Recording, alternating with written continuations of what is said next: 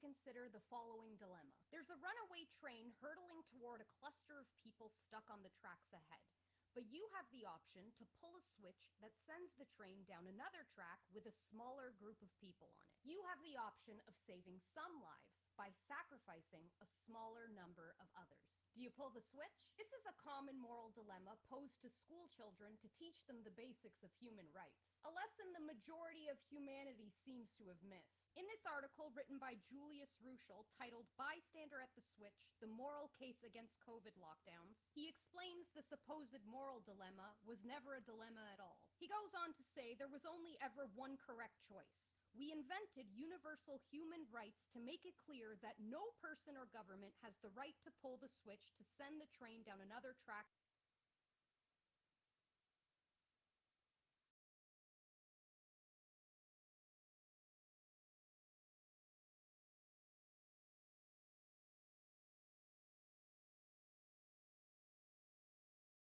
Consider the following dilemma. There's a runaway train hurtling toward a cluster of people stuck on the tracks ahead.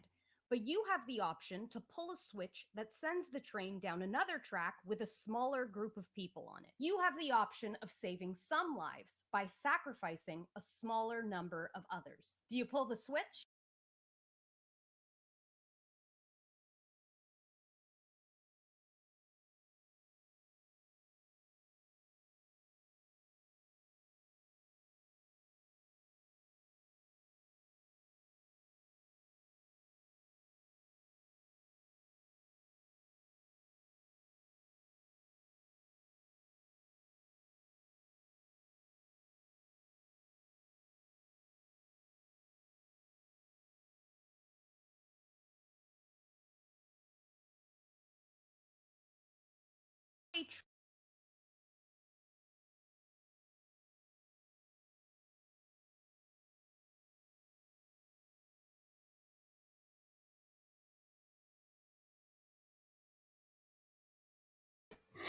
All right. Well, there you go.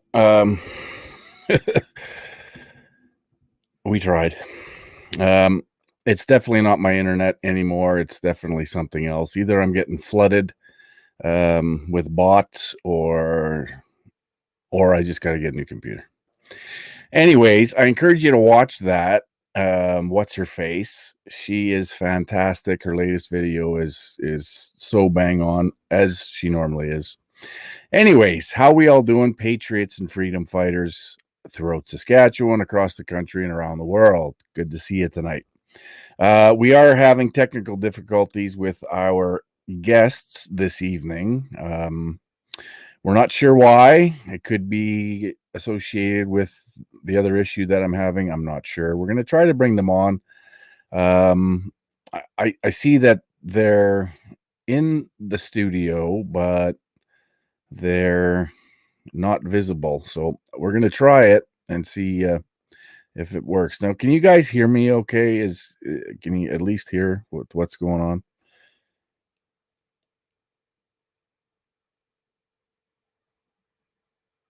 Okay, so you're hearing me, so that's good. Yeah, and this computer is like not even a year old, maybe just a year old. But it's one of those built-in Acer ones. Of course, I thought it was going to be good, had lots of RAM and whatever, but whatever, that could be the issue, or they're hitting me. Who knows? They could be throttling me. But we'll power through. Lots going on, lots of crazy stuff going on, and it just keeps getting crazier. I'm going to see if we can bring our guests in and see if we can hear them, because they have a story to tell that is really an example of the craziness that's going on. Let's see if we can bring them in. Hello, Nick and Brittany. Hi. Hello. How are you? Good. How are you? Good. We're good. We can't see you, but we can hear you, I think. I'm just going to check with the chat and make sure they're hearing you okay and don't have an echo. All right. So say a few things. Tell us who you are. Okay, so we are Nick and Brittany, and we just had a really terrible experience out in New Brunswick, Canada. where we were arrested for peacefully protesting and then brought to jail. And we were in solitary confinement for 4 days. And it was really, really horrendous. And this was a series of events that started with an assault on us on New Year's Eve, Okay, where so we were. just Okay. before we get into the whole story, just set the stage a little bit. Tell us where you're from. Did you grow up there? That sort of thing. A little bit of a backstory to who you guys are, just so we can put that into context. Yeah, no problem. So yeah, we grew up in Ontario, Barrie, Ontario area, and we were just looking for a bit of a more peaceful, slow-paced way of life. So we moved out to New Brunswick last summer, and we really enjoyed it here then, and until everything became really tyrannical. And now we're kind of wishing that we went somewhere else instead. But yeah, do you want to say anything, Nick? Well, when this first started, we've been protesting in New Brunswick since April. So we started the original protest here with a few other people, and so we were really upset to see it fizzle away. And but the last protest we went to is when everything went when everything went down, and there might have been like 10 of us at the most. New Brunswick's a very stagnant province, so I didn't want to see the protests ever fizzle away because they might not start up again, is what I was thinking. Yeah, he just wants the background of our information. Yeah, and So, yeah, go ahead.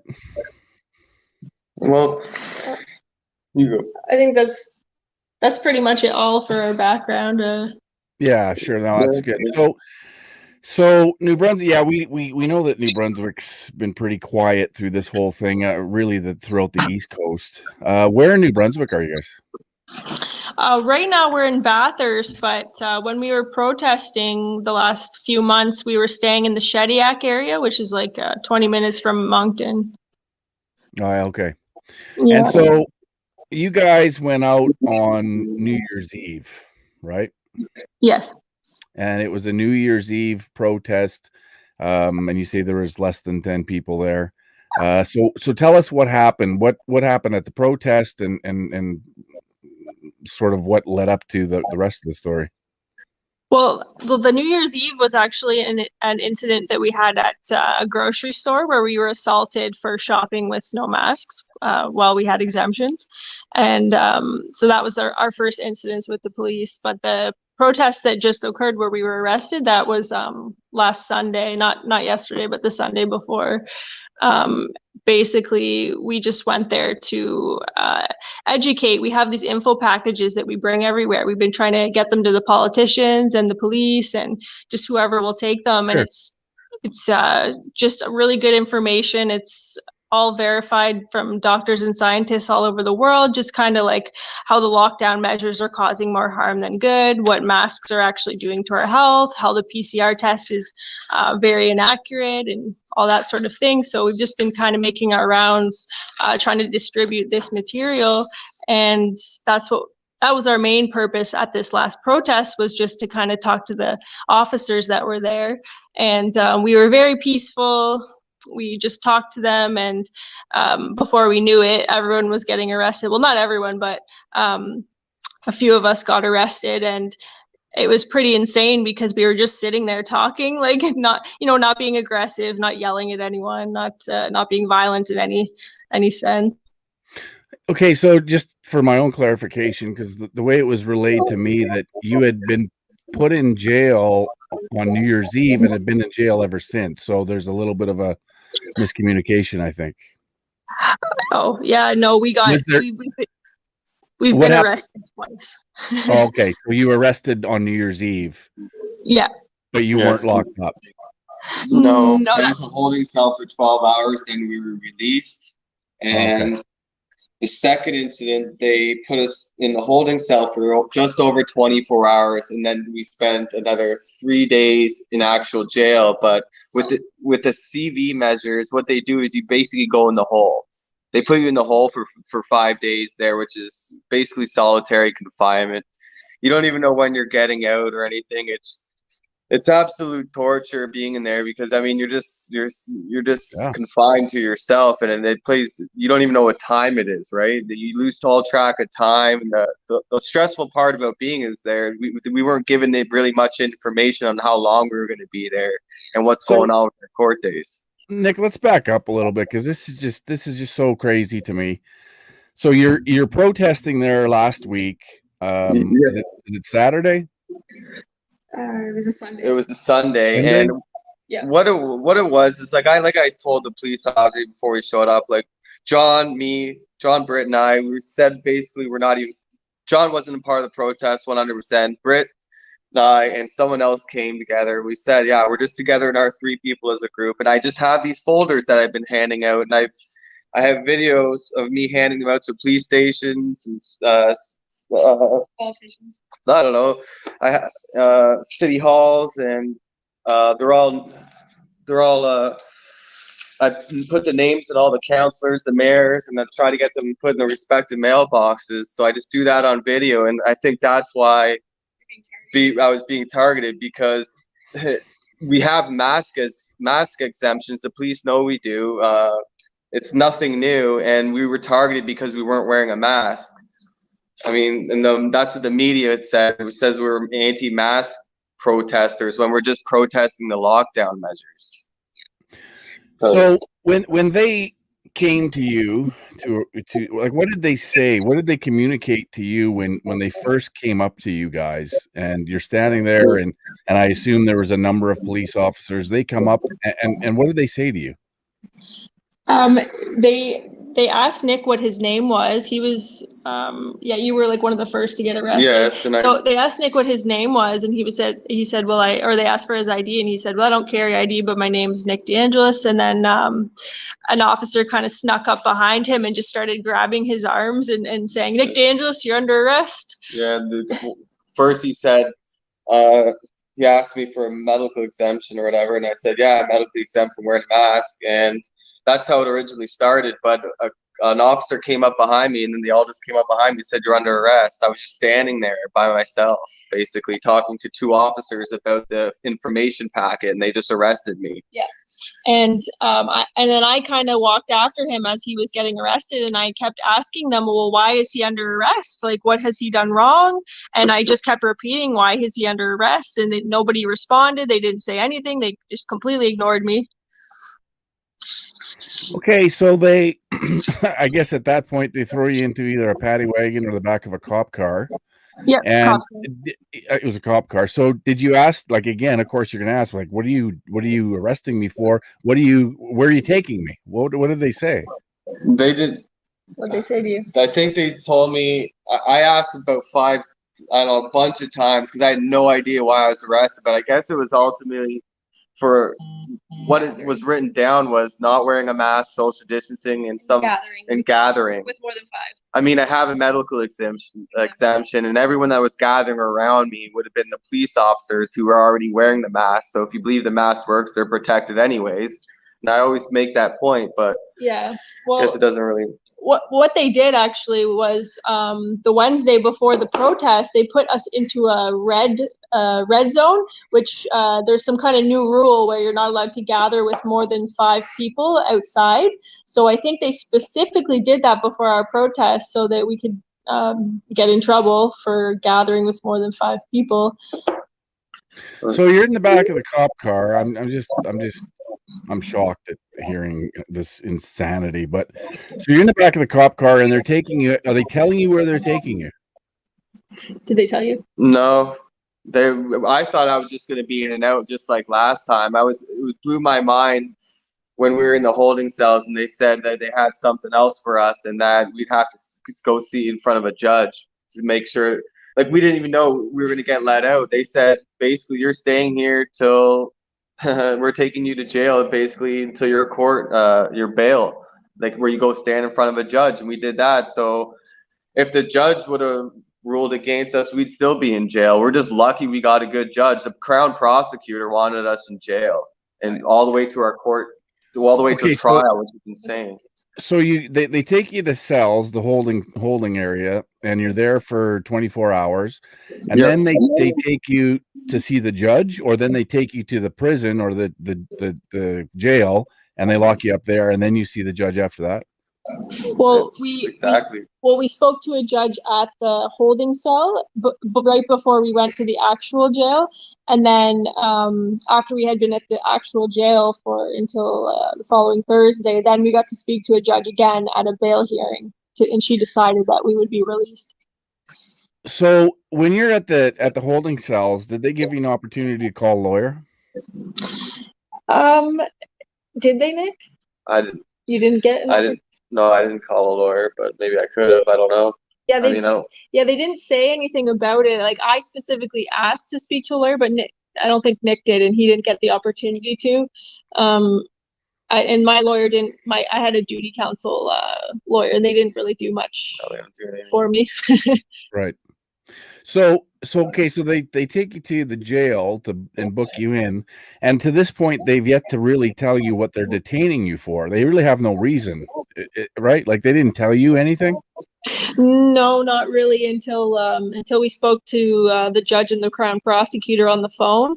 And actually, it took the Crown prosecutor a really long time to even figure out what we had done, because I think originally he wrote down, or someone wrote down, that we weren't wearing masks, and then he wanted to change that, probably because he knew that we were exempt and that we could prove that.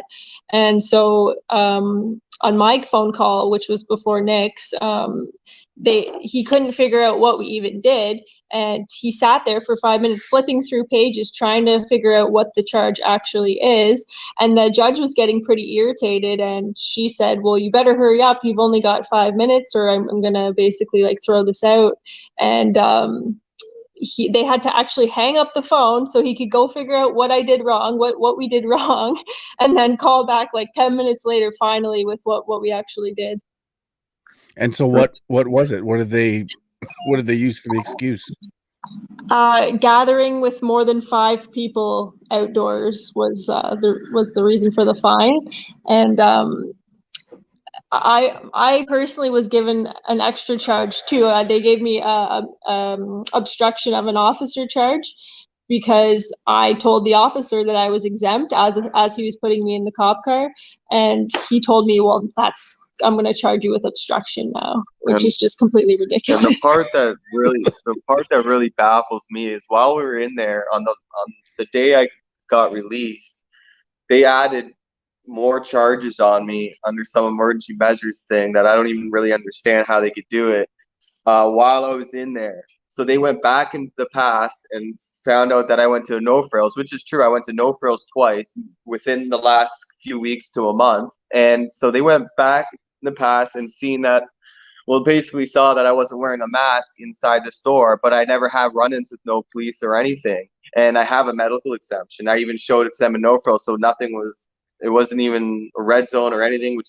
shouldn't even matter at that time. But so they went back, and it just boggles my mind how they can do that legally. Just now they can like, it doesn't make any sense. It doesn't make any sense. That's why I'm asking you to just be very specific about things, because none of this makes any sense according to the law. No, it really seems like they're allowed to just get away with whatever they want right now. Like, all our rights are kind of just being stripped away, and it's like all up in the air, and it's really scary. I mean, I'm terrified how they're doing it out in the open. Like, I know other police officers that have seen the footage, and they were disgusted with the police officers' actions. And this was RCMP? Yes, this was RCMP, and everyone I know who saw the footage is just like disgusted. This is literally mind baffled and disgusted. It was ridiculous. The arrest. It was. Oh, I can't. What happened? Do you guys have that footage posted anywhere? I do. Yeah, I can send it to. I have a Facebook video I can send, and then there's a YouTube video I can send as well. Yeah, send it over to me, because I want to see if I can play it. I haven't having good luck because something's going on with my system here, but I'd like to play it. If you can send it to me, that'd be great. Okay. Are we friends on Facebook? What's your Facebook? Just Mark Friesen. Okay. I'll try and add you 1 sec. Okay. Sure. Can you? Yeah, you do it here. There's my Okay. friend here. I'll try. We're gonna send it. I'll try and do Yeah, that. send that over, and we'll And it try was, and and play it. while the interesting thing is because with all these folders, I really just anyone who wants them, I just give them to them. And a few officers have already taken these folders from me. They were actually interested in them, and which is pretty rare. But when I was in the corrections, or in the jail, they're all correctional officers in there, and they're trying to correct my behavior, and everything they said, I was correcting them because I didn't do anything wrong. And by the end, by the time I left, there was the one officer's like, "Well, did you learn anything?" Because they're playing pretend, right? A few of the officers knew that I knew that I was innocent. They actually know this whole thing was a scam. Two officers confirmed it with me in there. So Yeah. even on the way out, the guy who knew it was a scam, he's just like, "Oh, did you learn anything?" Like being all tough on me and within 20 minutes, I had him saying, "Yeah, we're not stupid. We know this is a scam. The hospitals are empty." And I basically confirmed. I showed him the stats. I mean, there was 13 deaths in the entire province when I was arrested. Like that's for the whole 11 months. And I showed him the ages of each one and how they all had other comorbidities. And I broke down the flu stats and everything. They're like, yeah, he basically admitted it, and they said they don't know what to do. And it just blows my mind. So they know a lot of these officers know that there's no data to support an emergency, and we were there, and it was just an awkward experience because it just blew my mind. Yeah, it blows my mind too. I spent 25 years as a corrections officer. And so I get it. I know what you guys went through. I understand where you guys were, and to be sitting in the hole is a disgusting, horrible experience, especially if you're not a criminal and you're not used to that system. It blows me away that like they have no reason to detain you. Other than, I guess, they could probably make an argument that you're somehow a danger to the public. But of course you're not sick, and you're healthy, and you're not spreading anything. And it's still, that's extremely weak, but I'm trying to wrap my head around how they justify this. And as we've seen across the country, they're not really using any legitimate justification for anything that they're doing. But to take it to this degree is just absolutely mind-boggling.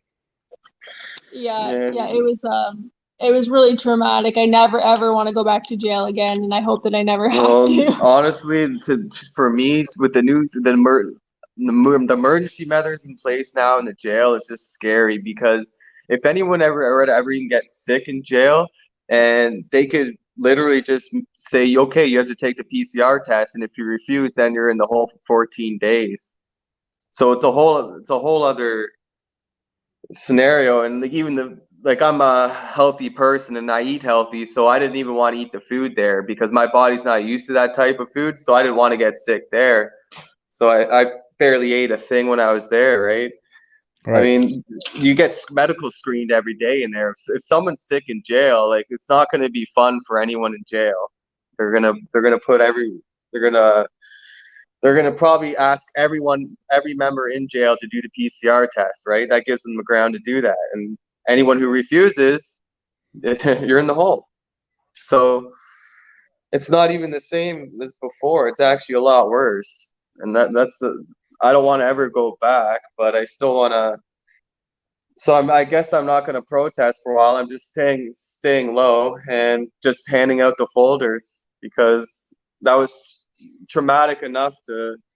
If they could arrest me for nothing, I mean, I don't really see myself going back to a protest until there's a lot more people.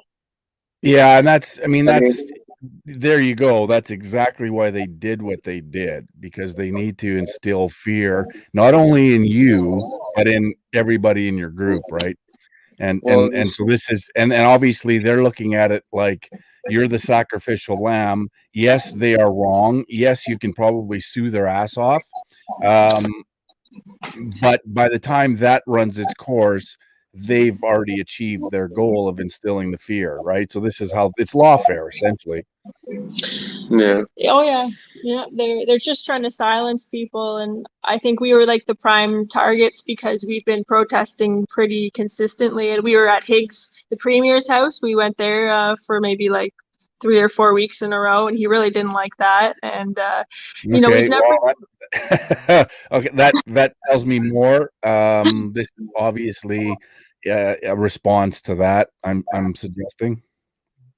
Yeah, yeah, and we've never had to identify ourselves once because after the first incident, they just stole our IDs and against our will, and they've taken pictures of us. They've been building an investigation against us for a long time, so we've just never had to give our names. They just always know who we are. So I'm going to run this video here shortly, but have you guys contacted a lawyer, or have you contacted the Justice Center, or have you contacted Rebel Media? So I contacted Rebel News after the first incident that we had with the police, and they are going to help us. But now, because things are so complicated and like there's just so much going on, I think they still can help us. I'm just gonna get confirmation on that. They're just working on finding a criminal lawyer for us here in New Brunswick, and I have been talking to the Justice Center a little bit too, but they don't really handle criminal cases. And right now, we just need a criminal lawyer. So the last I heard out of the Justice Center is they've hired a couple of criminal lawyers because so many of these things have now evolved into, sort of a criminal case. So they've hired some criminal lawyers. So Okay. I would try them again. But I mean, as long as you guys are getting some sort of representation here, I mean, this is just insane. I'm just going to play this video here. Hopefully it'll work for us. And Go for it. It's a good one. Have a look. There's an order followers. Here's what the government does. They give you tickets to what? It's all you've ever done your whole life is just give them tickets so people can work in that enslavement system. Okay? God sent his people here, and the devil sent his people here too.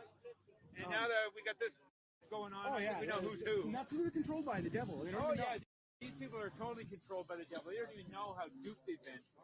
Wait, they'll find out. Yep. They'll find out. Oh, yeah. All we want to do is be free, man. Yeah. But you don't seem to care about my freedom. This information contest. Your kids will be slaves. That means that you're a police officer, right? You follow policies, and you should know why you're following the policies. You're morally competent for what you're doing. And as I could prove to anyone in court, that's why I don't fear it, because in court, you have to be able to prove there's an emergency, and I have all the scientific documents to prove that there is no emergency.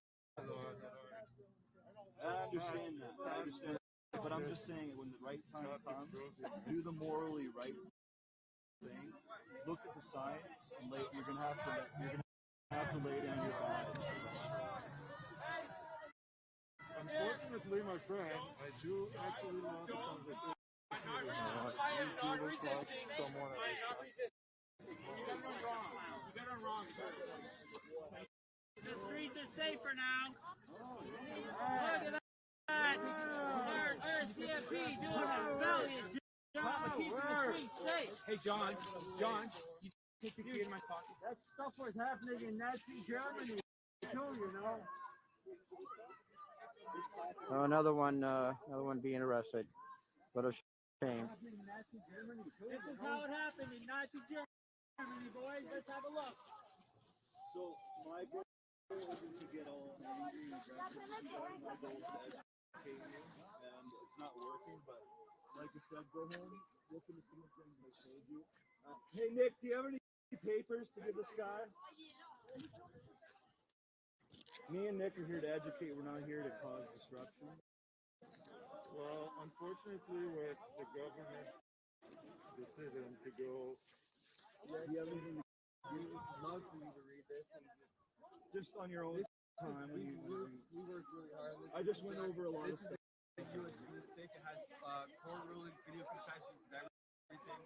And we promise you, if you guys like have a better understanding of knowledge, we all will prosper in the end. Look at what happened with Italy. 50,000 businesses opened up. The government couldn't do anything. I'm gonna take it later. What about that? Okay, yeah, thank you very much.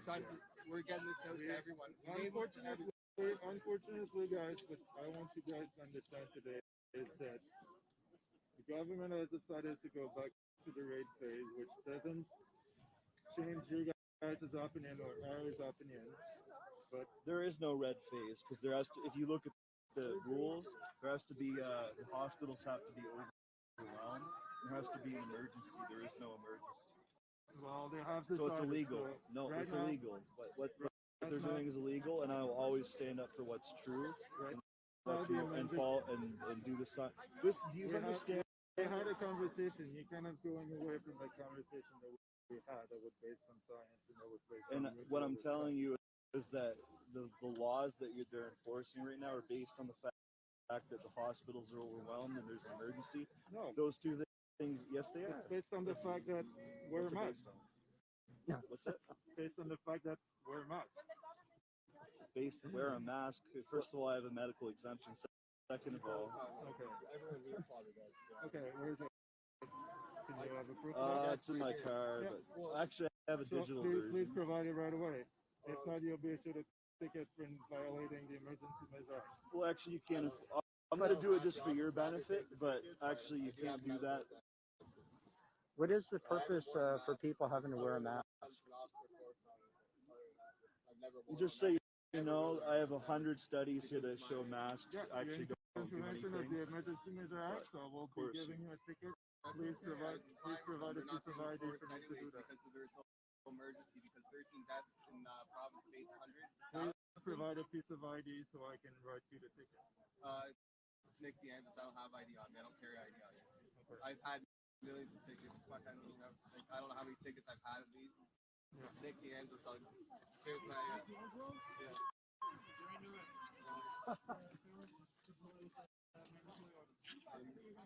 There you go. More tyranny. Brett! More tyranny. I'll get out. Brittany! Brittany!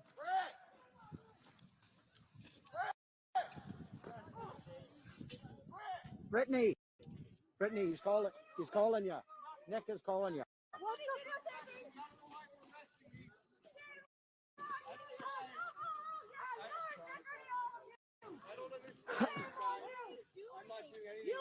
No, lawsuit. You have a lawsuit on your hands, people. I don't know why they're arresting. He was just talking to him. That's all he was doing, just talking. Guys, what are you doing? Why? Guys, he's peaceful. I'm peaceful. I'm not doing anything wrong. Guys, why are you arresting him? Guys, why are you arresting him? I have medical expenses. Excuse me. Why are you arresting him? It's a law to be out there. It's unlawful. Oh, no. See the badge number? 23? Is it 23? Got a picture? Oh, okay. You guys do know it's against the law, don't you?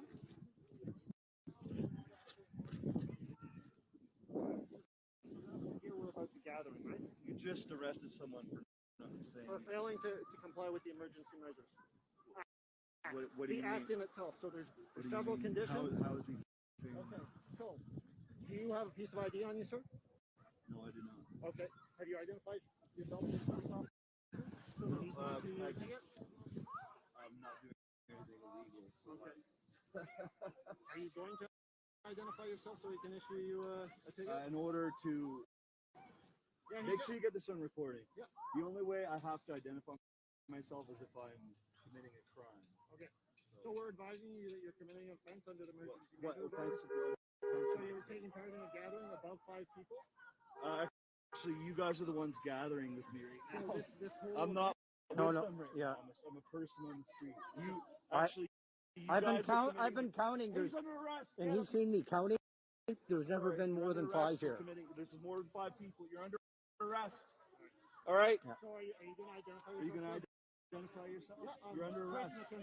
You're breaking your own law right now.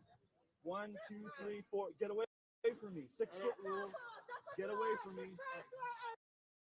We're gonna arrest him. No, we're not.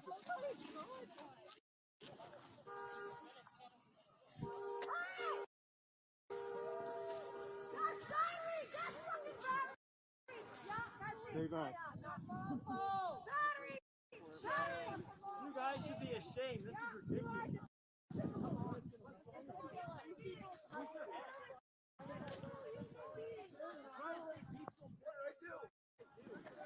What did I do?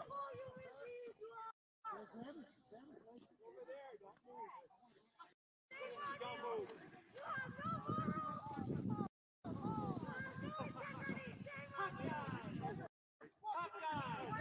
Fucking bastards!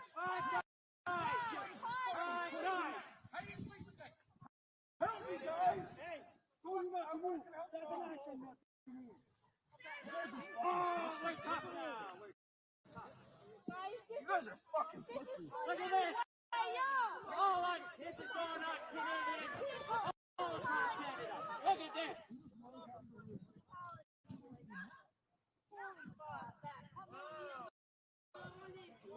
What is wrong with you fuckers?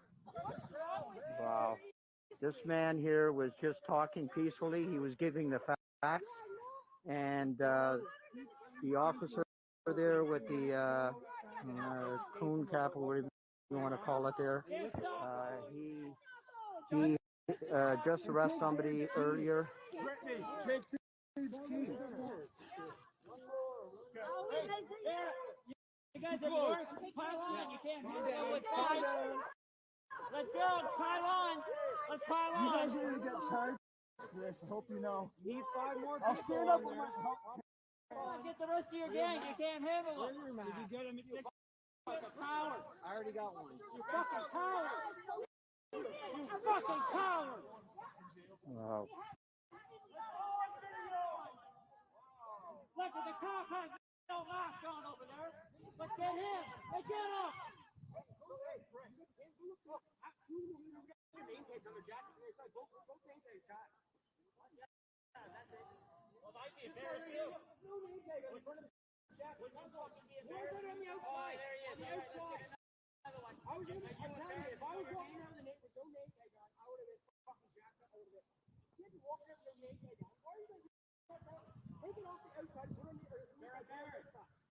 I'd be fucking embarrassed. He said he didn't believe in my son. No, he doesn't. No, he didn't believe in the truth. And we know they don't believe in the truth.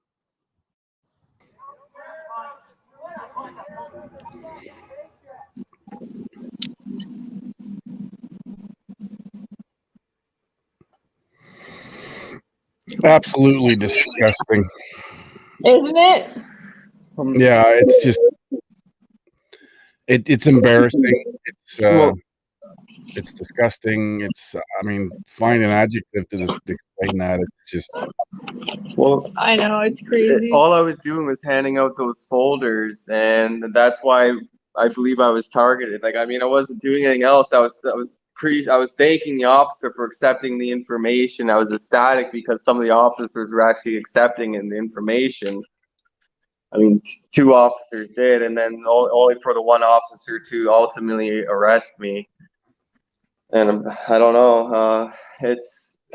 I had no idea I would be actually going to jail. That just for that. If I would have known that I would have been arrested, I would have never went. Yeah. Ever. Like you didn't have any as far as what we saw there right now. It's disgusting. It's embarrassing. But like you didn't have any other warrant. You didn't have any other reason for them to keep you in and put you in jail, did you? No, nothing like that. No, it's just a previous incident that we're not found guilty of because we haven't even been to trial for that, and that was even more ridiculous. Yeah, the first one was more ridiculous because all I was doing is shopping, and someone called the police on us. And when he showed up, Brittany showed him the the officer, our medical exemptions, he said, well, let's see if what the government says about those, and took our exemptions for a little bit. And then ultimately I was filming and I said, not wearing a mask is not a crime. And they all, like 4 or 5, how many? 5 or 6 maybe? Like 5 officers threw Nick to the ground, like violently threw him to the ground, ripped his hair out of his head, whipped his phone out of his hand. It was nuts. And then I still haven't got my phone back, so I canceled it. Yeah. They just kept my phone. They haven't even gave me a search warrant. Yeah. And yeah, I mean, so we've been through the ringer. I can't hear him. Oh crap. Sorry, I was muted there. You're obviously not, your regular type of criminal. You don't have a history.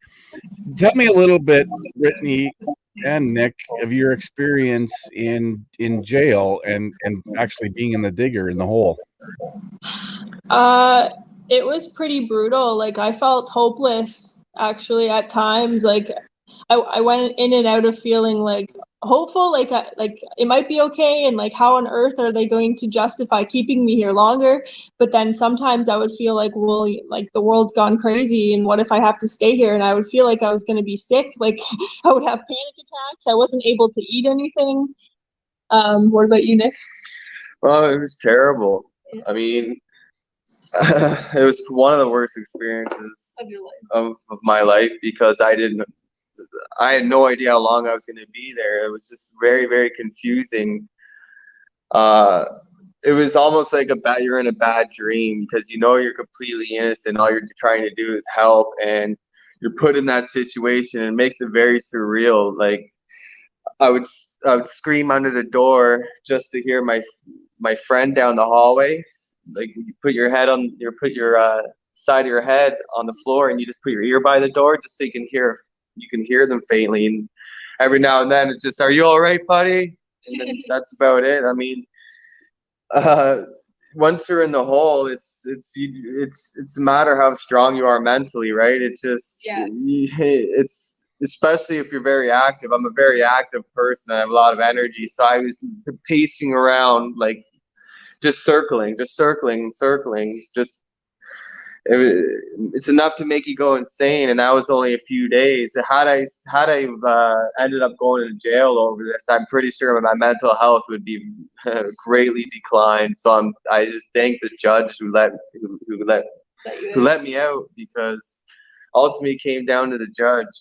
Yeah. I mean. Yeah. Actually, the Crown prosecutor that was sitting in court tried to make us just look awful. He said that we were a danger to society, and like that's why he didn't want us to be released. He wanted to keep us there longer, and if it wasn't for the judge, we would have been there longer. She said, "I don't see any reason to keep them," and she actually kind of got irritated at the Crown at one point because he just kind of kept trying to make us look bad. And she said, "Well, no, you've already had your time to speak," and that was it. I mean, the fact that they're putting New Brunswick in a red zone after 13 deaths since this began, it baffles my mind.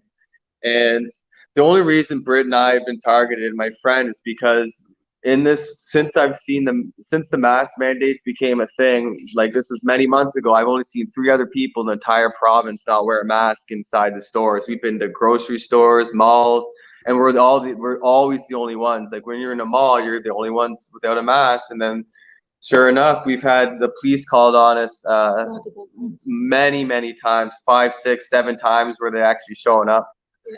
And every other time it was they're better off, but then they just became completely resistant to the fact that we have medical exemptions. It's just like they don't even matter here anymore.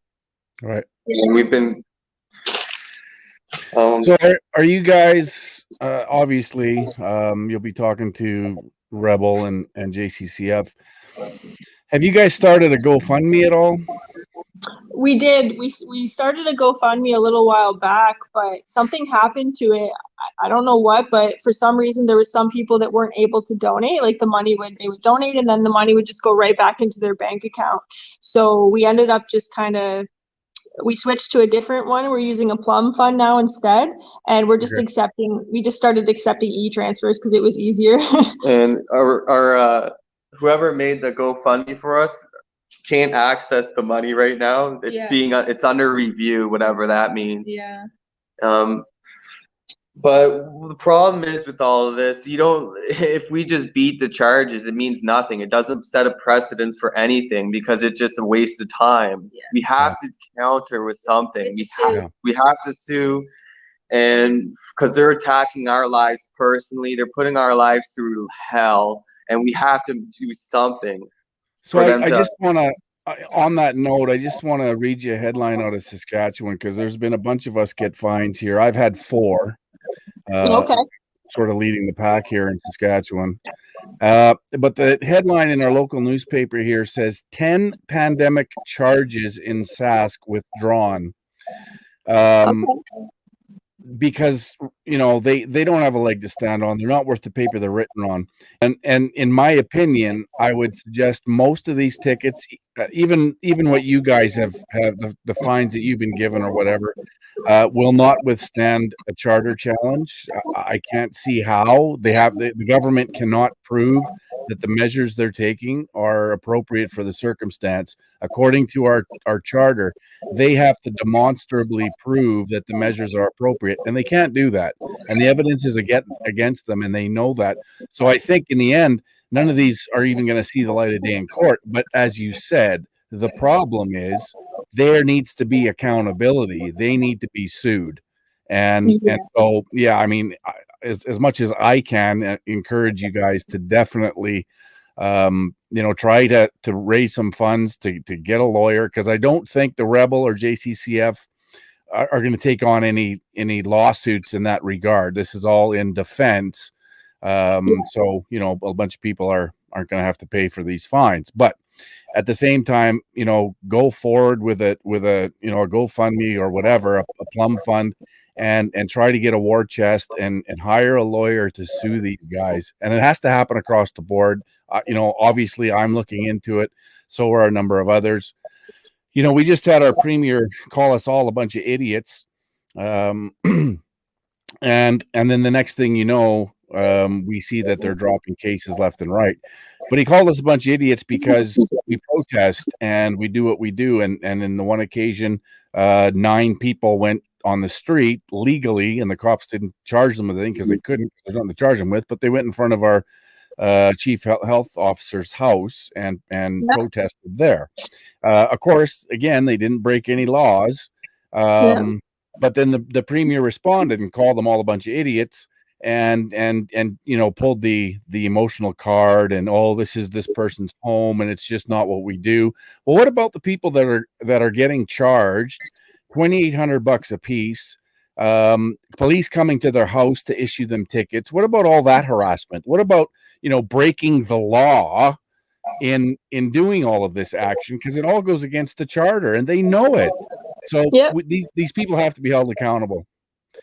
Exactly. Yeah. Exactly. The more people that set the wheels in motion for lawsuits, the better off we are. Yeah. So we can't just sit back and not do anything. As much as I hate court, I have no choice. Yeah. Or else all this is for nothing. We all have to do this across the board, because again, there has to be accountability. We have, what skin is it off of theirs if it doesn't go to court? They don't care. They're not doing it to get you off the street. They're not doing it for any legitimate reason. They're doing it simply to instill fear in the rest of the population so they'll all comply. And this is all part of a bigger agenda. Yeah, definitely. And it's working beautifully. It really is. Even with us, we're so traumatized from our experience that we're like, oh my God, like we need to just lay low and, we'll fight in other ways, but we're trying not to be so outspoken and so public about things because we're scared of going back to jail. And that's precisely why they did it. Like I said earlier, it's all about fear. It's insanity, and it needs to stop. And again, we have to come up with our own lawsuits, and we have to hold them accountable. We absolutely have to. So Definitely. Good for you guys. Keep plugging on, keep plugging away. I know it's a horrible experience, but I guess you're free now, and yeah, I mean, I would probably stay away from protests for a little while. Yeah. And do what you can outside of that. I mean, I hate to say it because it's insane, but at the same time, you guys don't want to have to go through that experience again. Yeah. No, Definitely. I'm just gonna take a little bit of time off, and I'm still gonna hand out my folders by myself. I mean, it's all I'm gonna do from now on, because in folders, it's like a kryptonite, right? There's a concerted effort to not look at these folders, and the police don't want to look at it for a reason. The counselors don't want to look at it for a reason, because no one wants to take moral responsibility for their own actions, and that's the problem with this. Yeah, Everyone's absolutely. passing blame off. I mean, people have to be morally responsible for their own actions, right? I mean, we're talking. If you're not, I mean, that means you're just a bad person. Yeah, it's insane. Hey, so where can folks go to help you guys out with this fund? You said you had a plum fund. Is there a website or something? Yeah, I can. What is it? Do you have it, Nick? I can send it to you. I don't know exactly what it is off by heart. But I'm also accepting. Go ahead. Yeah, so sorry, yeah, I'll send you that, and then we're also accepting e-transfers if that's easier. And my email is britgreen35@gmail.com.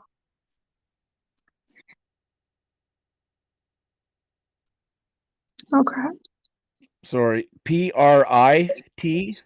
BRIT. Yeah. Okay.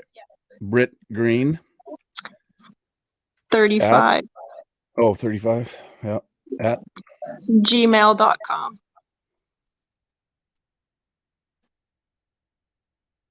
all right. I just posted in the chat. So Thank you very much. Oh, hang on. That didn't work out very well.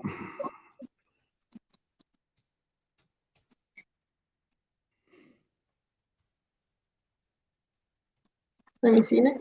I'll try and find the plum.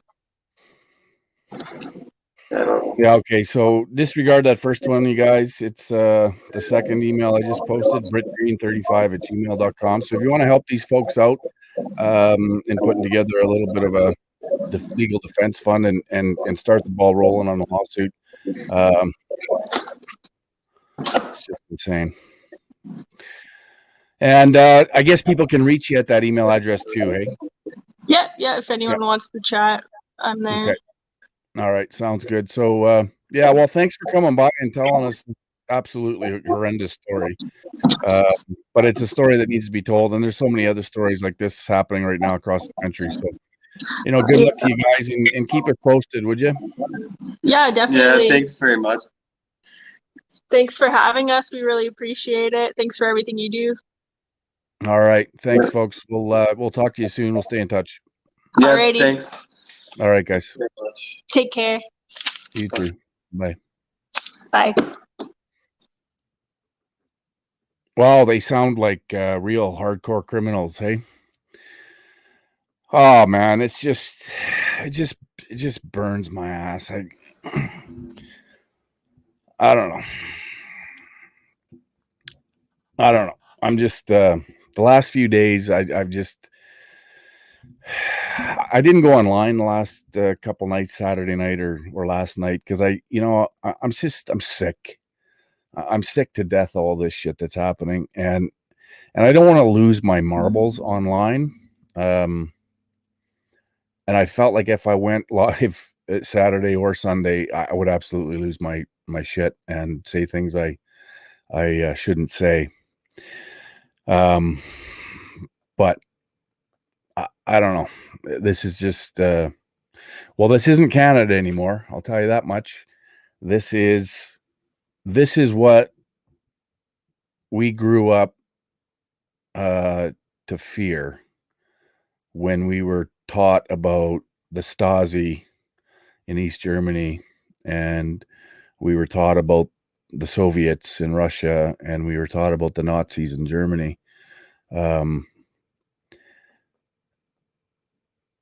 they're not putting people on train cars, but they're scooping them up at airports and taking them to government facilities, which are now old hotels, I guess, that the economy that they destroyed has sacrificed.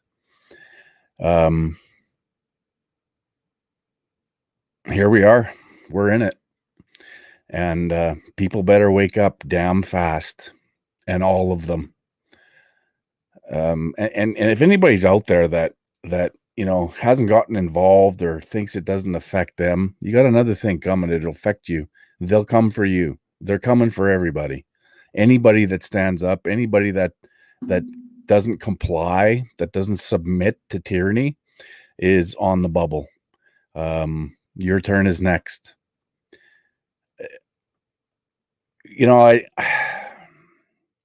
I'm really disgusted, to be honest. I'm really disgusted with Canadians. I am, and I have to be honest. I'm disgusted. People defending these things. People openly and publicly cheering it on. It makes me absolutely sick to my stomach. For a virus that has 99.7, 99.9% recovery, for a flu,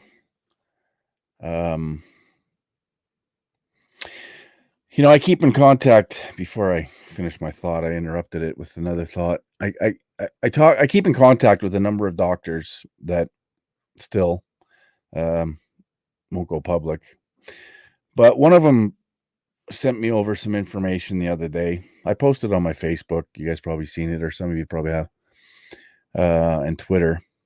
But here's an example. Alberta, they claim, and these are Alberta health numbers. So bear with me, take them for whatever way you want. But using their numbers, they have tested 1.7 million people, they claim. My guess is a lot of these people are tested 2, 3, and 4 times. But anyways, 1.7 million people have been tested. They admit to 4% false positive, which, if the government says 4, it's at least double or triple that. At least. And if you read some studies, peer-reviewed studies with scientists, if your CT value on a PCR test is over 33 or 35 or 40, which is insane, the chance of a false positive increases, just as the World Health Organization finally admitted, to 97% false positives. 97%. So I don't know what their CT value is in Alberta. I'm guessing probably around 36, 37 would be my guess. I don't know. They're claiming 4%. So let's take their word for it. Let's just use their number just for argument's sake. 1.7 million people have been tested. 4% false positive using their numbers equals 68,000 false positives. Out of all the people that tested positive, 120,000 cases, that's more than 50%. They're basing all the actions they're taking on the 120,000 people that they claim were positive. More than half, 68,000, 4% of all the people tested were false positives. But yet they base all of these actions on those numbers. It's insane. It's insane. I mean, all of this, and they know all of this. They all know this. They're all either blackmailed, extorted, or bought off to continue to do what they're doing. And that's across the board. So I don't know. I don't have any direct evidence, but that's the only thing that explains this. It's the only thing that makes any sense. Because who in their right mind would do this to the people they're elected to represent. And they're doing it because the majority still gives them the public opinion to do it. And they're getting away with it. But I mean, look at Kenny. When all these restaurants finally grew some balls and said, you know what, we're opening. We don't care anymore. And there's lots of them. And the number is growing. And it needs to grow across the country, not just Alberta. And how does Kenny respond? He's angry. He's angry because the people actually told him, go fuck yourself. And of course, how does he respond? He doesn't respond like, yeah, you know what? You're right. You're right. We were wrong. No, he gets angry because the people took the power away from the douchebag. I'm telling you, this ends as soon as we say it ends. But somehow we have to figure out how to get the message, how to get the information to the people. Just even the example I just used. Any reasonable, self-respecting human being would look at that and say, yeah, wait a minute, what are we doing? So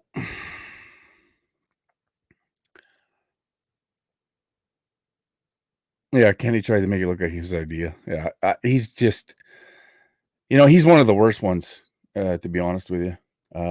He knows exactly what's going on. Mo in Saskatchewan, he's in over his head. I'm convinced he has absolutely no idea. He's just following orders. Kenny, on the other hand, knows exactly what's happening. Kenny's been to the Bilderberg. Kenny understands the globalist agenda. Kenny understands the Great Reset that he tried to pull himself out of bullshit again. But it's across the board. So it's either they're getting paid off, they're extorted, or blackmailed.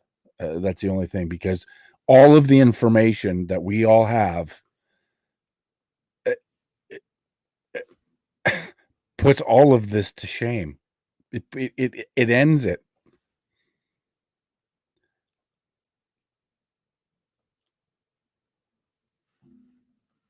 Seriously, none of these people have been scrutinized. None of their narrative has been scrutinized. None of them have been put on any sort of public forum to justify their actions based on all of the numbers. And they don't talk about the numbers. The only numbers they talk about is the ones that they can garner from a bullshit PCR test. That's it. That's the only thing they can do. But when you put it up against other evidence, it doesn't hold any water. And none of them have been called on it. None of them have had to prove any of it to anybody while they stomp on our charter rights, while they stomp on our inalienable rights.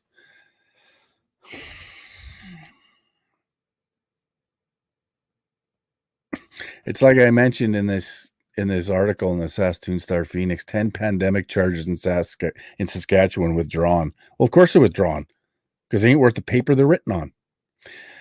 I haven't had a ticket since before New Year's. And I find that interesting.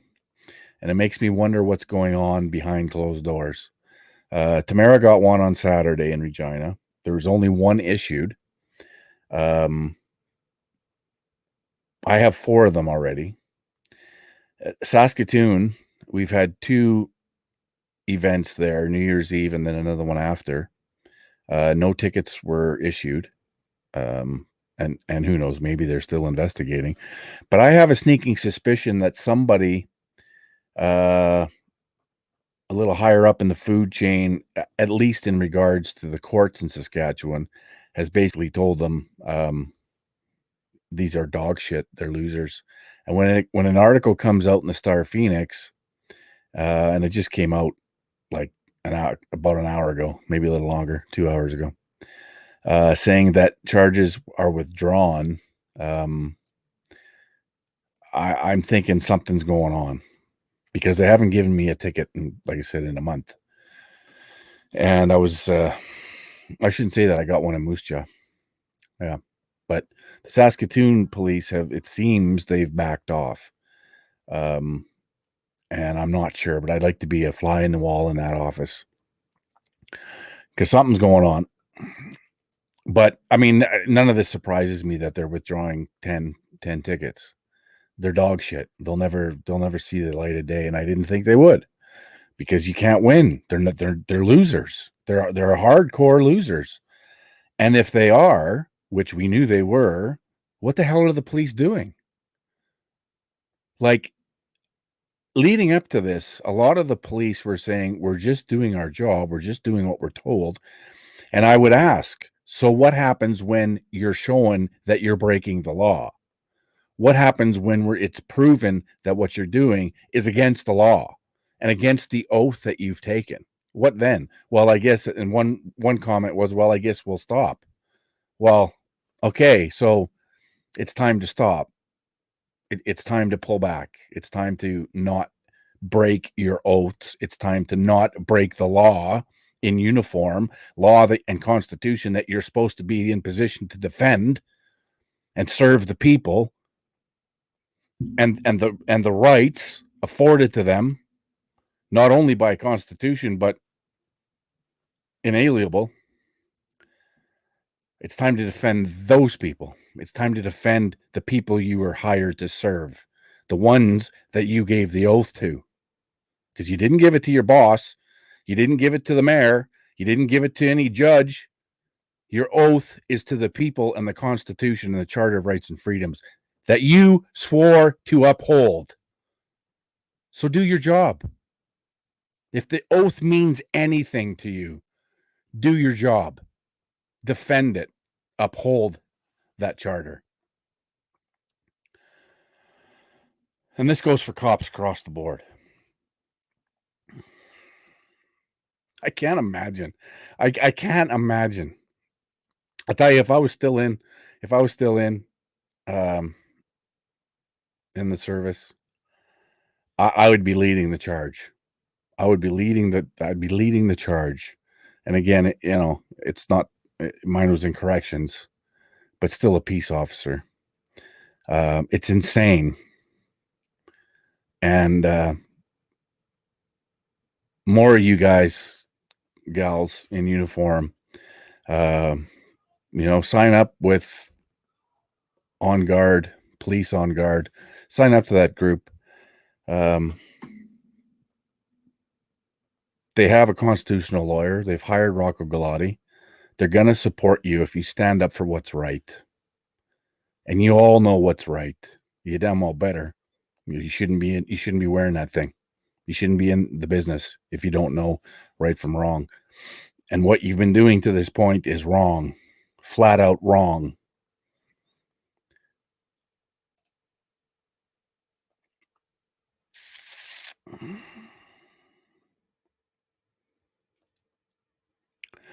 It's disgusting. And listen, the more I talk about the Nuremberg trials, the more it is appropriate to talk about the Nuremberg trials. When we're seeing what we're seeing being done to our fellow citizens, to fellow Canadians who are just flying home from wherever they were, and they get to the airport and there's a group of people who won't identify themselves, and they wrap you up and take you away. I'm telling you, if somebody comes up to me, 1, 2, 3, or 5, it doesn't matter, and they don't identify themselves, and they say they're taking me away, I hope you brought your fight with you. It's insane. And then we lock them up. We detain them. You don't have grounds to detain anybody, especially when they're not sick. But even if they were sick, to go home. Seriously, folks, you got to understand this is a much bigger agenda at play. This isn't about a virus. This isn't about a virus that has a 99.9% recovery rate. This isn't about a virus that is deriving numbers at a BS PCR test. You have to understand that this is part of a much bigger agenda. And they're telling us what the agenda is. They're telling us. The Great Reset is telling us. The meeting they just had in Davos, they're telling us The UN is telling us, they've all told us, been telling us for years. They're conditioning you. They're socially engineering us. That's what all this is about. And to the police, you're the linchpin in that. It's time you guys get together and decide that this no longer happens. They can't fire y'all. If this was about a wage dispute or this was about working conditions, you guys would all band together. You guys would all be together to give yourselves some power, some leverage. When are you guys all going to come together to defend your fellow citizens, to defend the oath that you took? When are you going to come together for that purpose of doing what's right? When are you going to do that? We're counting on it. We need you. We need you to do this. We need you to band together for what's right. And tell whoever is telling you guys to break the law to go pound sand. Enough's enough. I just watched the video, the police in the Netherlands, or was it Denmark? It was one of the two places, where they all took their helmets off and they joined the protesters because enough's enough. Because they know what's right. They know why they wear that uniform. To protect the people, not the politicians.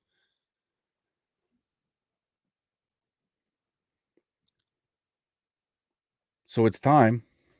It's way past time. Band together. Do what's right. This is getting out of control.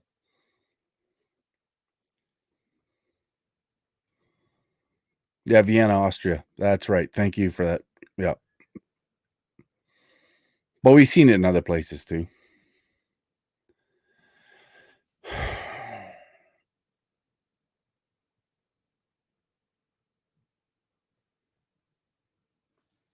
I don't know what else to say.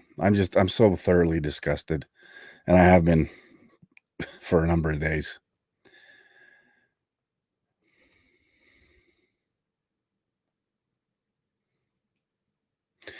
Was that you that highlighted the comment? No, Rio. Was that you that highlighted the comment? Oh yeah, I highlighted a comment back a while back. Yeah, you bet. Yeah. Sorry, I was talking to my producer Rio. But yeah, so anyways, just before I let you guys go, Saskatoon next week. So a bunch of us got together while we are enjoying a meal together in Regina after our protest. And a few of us have been talking about it before, but so this upcoming weekend, we're struggling to get numbers, which also pisses me off to no end. Some of it's due to the weather, which should have absolutely nothing to do with it. Put some warm clothes on and get out there.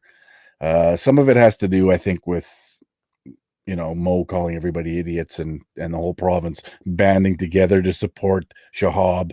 Give me a break. Anyway, so I think we had 100 people in Regina the other day. Some thought, yeah, it's okay, and whatever. Depends how you look at it, how you twist it. But I was disgusted. Really, 100 people. That's all we could muster. But anyway, so we thought, you know what? Next weekend, let's do a convoy. Let's put together a convoy in Saskatoon. We're going to meet at the Credit Union Center parking lot. Get all our flags up, signs, you name it. Do what we do. Come together, meet there, and do a convoy. We'll have a route picked out throughout the city. That way, anybody that wants to be part of this but is scared to go, I don't know, or it's too cold, or they're too tired, or whatever. There's no excuse. You're in your car. You're separated from anybody. They can't give us fines for driving around in a car. But we can show that there's a ton of support for what we're doing. So we're calling it the Convoy for Kids. And our focus this week is going to be about the kids, having to wear a mask all day long in school, not being able to take part in any extracurricular activities. They're not allowed to have any fun with their friends. They're not allowed to go play hockey. They're not allowed to play any sports, all the things that makes childhood fun. And I keep getting emails from people telling me their stories about their kid being stuck at home and being depressed. And I mean, we all know what kids are like. We all know, it doesn't take a lot to push them in one direction or another. When they're stuck at home and they got no options, they can't see their friends, they can't socialize, they can't go to their buddy's place. It's got to stop. Suicides are going through the roof. Alcoholism's going through the roof. Opioid crisis, drug abuse going through the roof. Domestic abuse going through the roof. We're destroying our society. We're destroying our everything. And it's, when you look at our kids, our poor kids, they're completely stuck in all this crap. Just end it. Get them back to doing what they're supposed to be doing. What are we doing? So that's what the convoy for kids, hashtag convoy for kids. Anybody across the country, we did this last weekend was PCR. This upcoming weekend, let's do a convoy for kids. Put everyone together, set up a route in your city or town, or maybe from one town to the next town or something. Bring people together. Let's do this. Let's make it big. Let's make it massive. Let's make it have a serious effect and impact so people have to pay attention. Again, they can't fine you for anything. We're not killing grandma. We're not doing anything like that. This is all,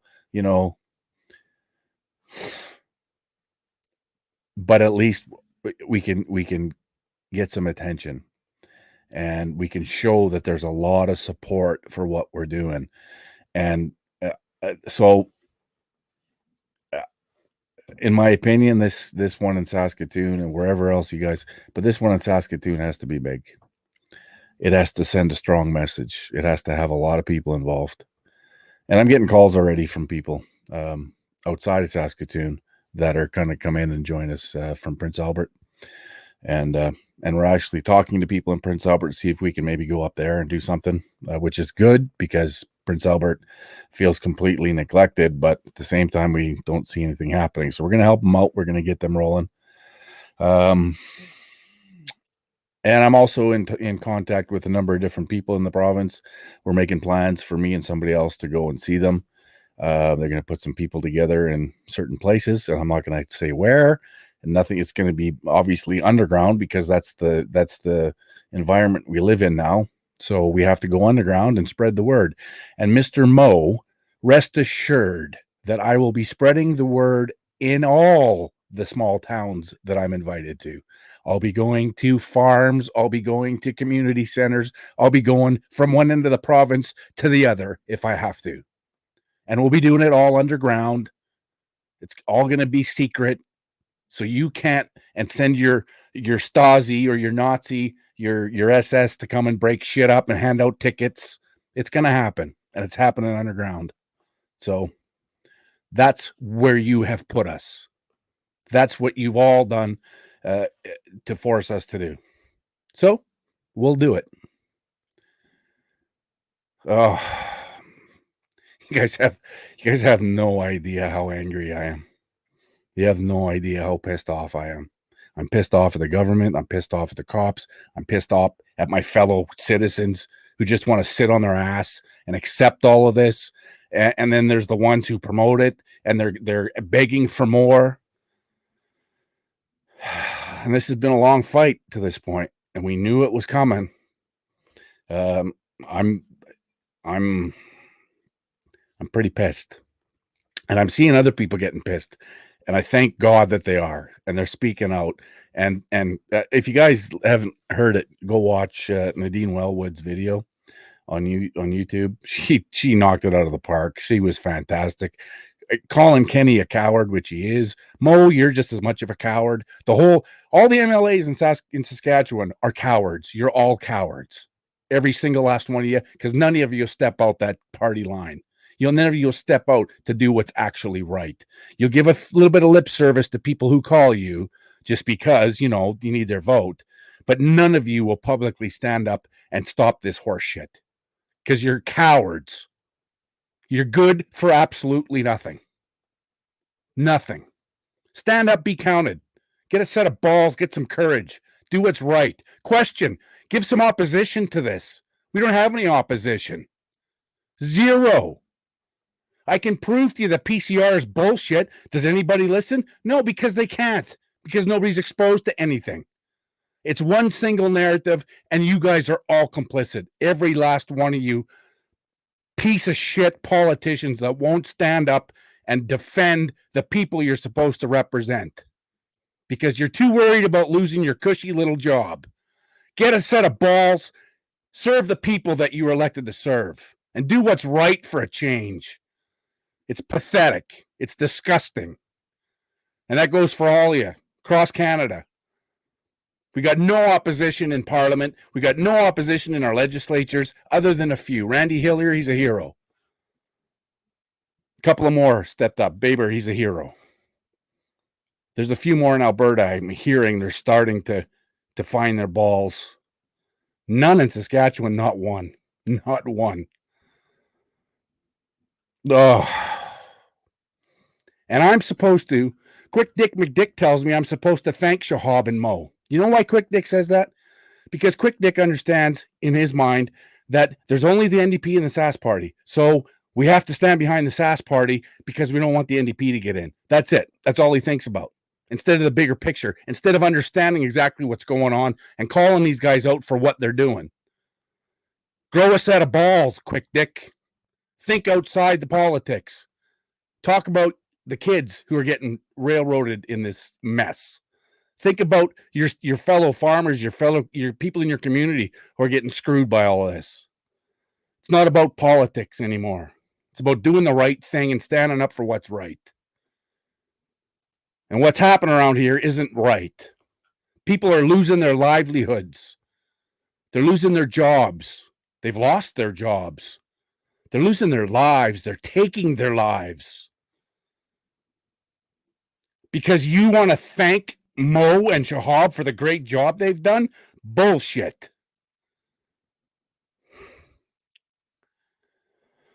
Oh.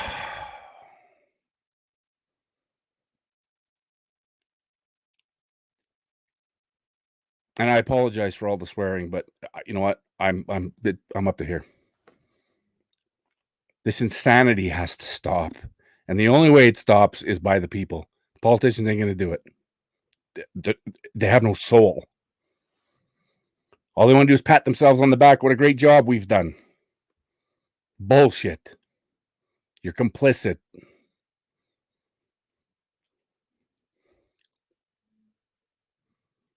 So, anyways, Saskatoon Convoy for Kids next weekend. For Saskatchewan. Hopefully others across the country will do the same thing. Thanks, guys. But this is kind of why I didn't go on Saturday night or last night.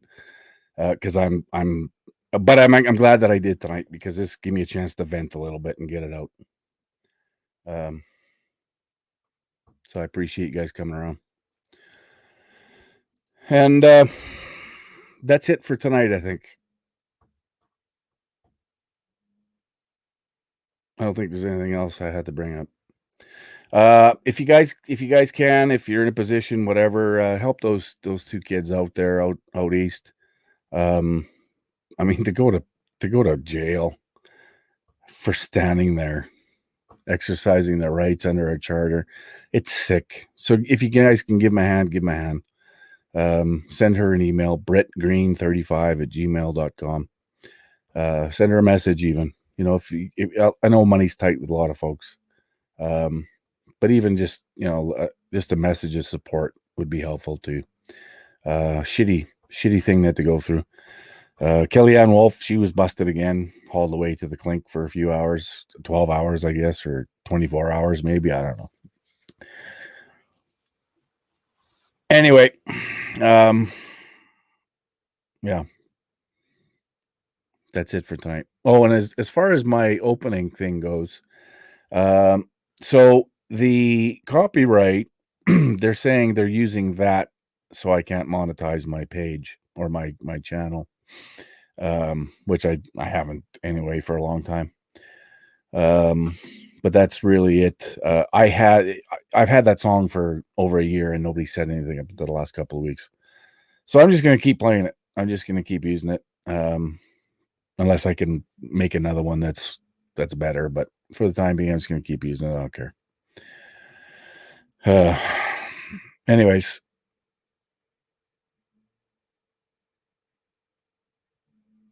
we're getting arrested to fix the PAL. No, the only thing that affects the PAL is if you're charged and convicted of some sort of violent offense. Some of your offenses don't affect your PAL. Well, that's it, Roland. I mean, this is natural and genuine anger, and we should all be extremely angry watching what's happening to our fellow citizens and fellow Canadians. We should all be extremely angry, and we should be blasting them with that anger at every turn, and letting them know enough's enough. Anyways, guys, thanks for putting up with me. We'll see you next time. And remember, globalism bad, nationalism good. Ciao for now.